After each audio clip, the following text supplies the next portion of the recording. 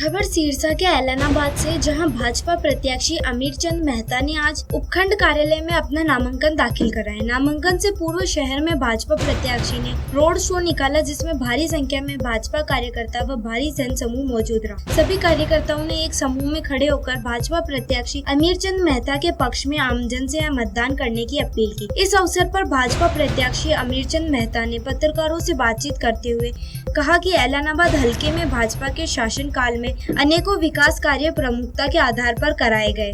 ऐलनाबाद क्षेत्र से युवाओं को बिना पर्ची खर्ची के सरकारी नौकरियां दी गई। भाजपा राज्य में ऐलनाबाद विकास के क्षेत्र में काफी अग्रणी रहा है। टिकटें दे देते हैं, चुनाव लड़ा लेते हैं और ऐलनाबाद को छोड़ के चले जाते हैं। लेकिन पहली बार ऐसा हो रहा है कि हमें ऐलनाबाद के अंदर हमारे ही बीच का एक कार्यकर्ता, जिसने हमेशा पार्टी को मजबूत रखा, उसको टिकट दी है। और उसके बाद आज जब केंद्र में हमारी सरकार है और तीसरी बार हमारी हरियाणा में सरकार बनने जा रही है, उस वक्त अमीरचंद जी मेहता को टिकट देकर जो हम कार्यकर्ताओं का मान सम्मान शेष नेतृत्व में बढ़ाया है, उसके लिए हम उनका तहे दिल से आभार व्यक्त करते हैं। Sir, Bharatiya Janata party ticket देकर आपको चुनाव मैदान में उतारा गया है। क्या आपके चुनावी मुख्य मुद्दे रहेंगे? किन मुद्दों को लेकर आप जनता के बीच जाएंगे? भारतीय जनता पार्टी ने जो काम किए पिछले 10 सालों के अंदर, उसी को देखते हुए आज जनता भारतीय जनता पार्टी को तीसरी बार सरकार बनाने के लिए तैयार है और तीसरी बार हमारी सरकार बनेगी। आज हमने नॉमिनेशन भरने के लिए रोड शो करके जब भरने गए तो इतनी जनता देखी हमने, उनका प्यार देखा कि ये इसमें कोई शक नहीं कि भारतीय जनता पार्टी की ही सरकार आएगी। सर, गांव में क्या आपके चुनावी मुख्य मुद्दे रहेंगे? आप गांव में जाएंगे तो वहां पर क्या गांव में काफ़ी समस्याएं होती है, पानी की, बिजली की, जिनका अब तक समाधान नहीं हो पाया। आपके चुनावी मुद्दे में मुख्य रहेंगे? भारतीय जनता पार्टी ने कोई काम छोड़ा ही नहीं, चाहे वो सड़कों का काम था, चाहे वो खाड़ों का काम था, चाहे वह नौकरी देने का काम था, चाहे आयुष्मान कार्ड थे, परिवार पहचान पत्र थे, जितने भी काम हमारी सरकार माननीय मनोहर लाल जी के नेतृत्व में हुए, नायब सैनी जी के नेतृत्व में हो रहे हैं, इतने काम था उस टाइम, फिर भी करोड़ों रुपए की सौगात हम करते हैं। जो भी मेरे ऐलनाबाद हल्के के अंदर उसको लेके आएंगे, माननीय नायब सैनी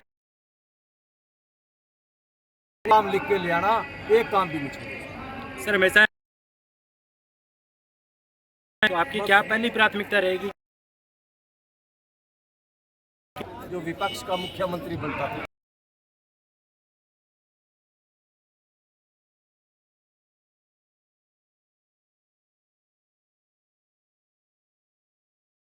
जी, आज आपने नॉमिनेशन किया है अमीरचंद जी मेहता का, आप साथ थे। क्या उपलब्धियाँ बीजेपी के यहाँ ऐलनाबाद क्षेत्र के लिए रही है? देखिए, भारतीय जनता पार्टी का हमेशा से एक टारगेट रहा है। भारतीय जनता पार्टी हमेशा अपने कार्यकर्ताओं का बहुत मान सम्मान करती है और चाहे हम बात करें ऐलनाबाद की, चाहे हम बात करें रानिया की, चाहे हम बात करें सिरसा की, ये हमारे 3 प्रत्याशी ऐसे हैं जिन्होंने 2009 के अंदर विधानसभा का भारतीय जनता पार्टी का निशान के ऊपर चुनाव लड़ा था। और हमारे लिए बड़ी खुशी और गर्व की बात है कि इन तीनों को ही भारतीय जनता पार्टी ने हमारे 2024 के विधानसभा इलेक्शन का प्रत्याशी बनाया है।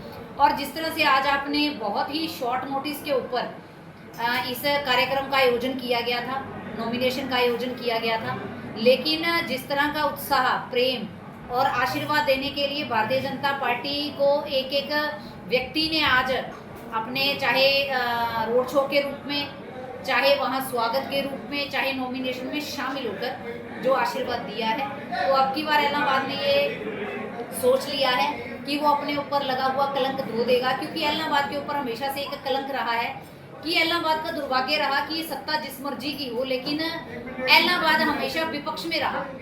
तो अब की बार ऐलनाबाद इस दाग को धो देगा और हम इस बार सत्ता पक्ष में आएंगे और ऐलनाबाद अपनी भागीदारी सुनिश्चित करेगा और ऐलनाबाद अब की बार अपना विधायक चुनकर भारतीय जनता पार्टी के चुनाव निशान, कमल के निशान के ऊपर हमारा विधायक जीतकर विधानसभा में पहुंचेगा। चुनाव के क्या मुख्य मुद्दे रहेंगे? आप गांव में प्रचार के साथ जाएंगे तो हमारे हमेशा से जो भारतीय जनता पार्टी का हमेशा से चुनावी मुद्दे रहते हैं, हम हमेशा विकास के नाम पर चुनाव लड़ते हैं और भारतीय जनता पार्टी ने जितना भी विकास का काम किया है वो बात सिर्फ एक एलनाबाद की करे तो एलनाबाद को एक जीवन रेखा देने का काम भारतीय जनता पार्टी की सरकार ने किया। अब अगर हम एलनाबाद की बात करें, हमारे इधर के जो हमारे 15 गांव हैं, 15 गांव के अंदर हमारे पानी की बहुत बड़ी समस्या थी। और जब मैं जिला अध्यक्ष बनी, माननीय मुख्यमंत्री उस वक्त मनोहर लाल जी थे, उन्होंने तुरंत घोषणा की हमारी शेरावाली डिस्ट्रीब्यूटरी की, जिसकी मांग हमारे किसान के लिए, हमारे कार्यकर्ता के लिए और हमारे एक एक व्यक्ति के लिए बहुत ज़्यादा ज़रूरी थी। हमारी जीवनदायिनी है शेरावाली डिस्ट्रीब्यूटरी, क्योंकि हमारा इलाका टेल का इलाका है और हमेशा हम टेल पर रहे। और 1400 लाख रुपया देकर माननीय मनोहर लाल जी ने इस सौगात को हमें देने का काम किया। चाहे घग्गर नदी की खुदाई करवाने का काम है, हमारे एलनाबाद के पुल बनाने का काम है और अन्य भी, चाहे हमारे कॉलेज देने का काम है सिरसा में, हमारी लक्कड़ मंडी की 4 दीवारी देने का काम है, अनाज मंडी देने का काम है, सब्जी मंडी देने का काम है और ऐसे अनेकों अनेक काम। एक एक गांव में करोड़ों करोड़ों रुपया देने की जो काम किया भारतीय जनता पार्टी की सरकार ने किया।